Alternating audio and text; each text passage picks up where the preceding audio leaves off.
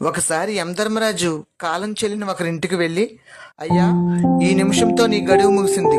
ఈ లిస్టు ప్రకారం ఈ రోజు మొదట తీసుకెళ్లవలసిన వ్యక్తిని మీరే కాబట్టి ఇక ఈ శరీరాన్ని వదిలి నాతో రావాల్సిన సమయం ఆసన్నమైంది అనగానే అతను, అవునా స్వామి, నాది చిన్న విన్నపం, మీకు చిన్న ఆతిథ్యం ఇస్తాను, తర్వాత నన్ను తీసుకెళ్ళండి అని లోపలికి వెళ్ళి యమధర్మరాజుకి ఇచ్చే పానీయంలో మత్తు మందు కలిపి ఇచ్చేశాడంట.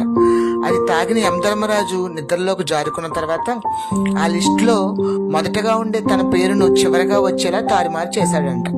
యమధర్మరాజు నిద్ర నుంచి లేచిన తర్వాత, నాకింత మంచి ఆతిథ్యం ఇచ్చినటువంటి నీకు చిన్న వెసులుబాటు కల్పిస్తున్నాను అని అభయం ఇచ్చి, ఈరోజు లిస్టులో మొదటగా ఉండే పేరు నుంచి కాకుండా చివరిగా ఎవరైతే ఉన్నారో ఆ పేరు నుంచి ప్రాణాలు తీసుకెళ్తాను అని చెప్పాడంట. అంటే దీన్ని బట్టి మ్యాన్ ప్రపోజెస్, గాడ్ డిస్పోజెస్.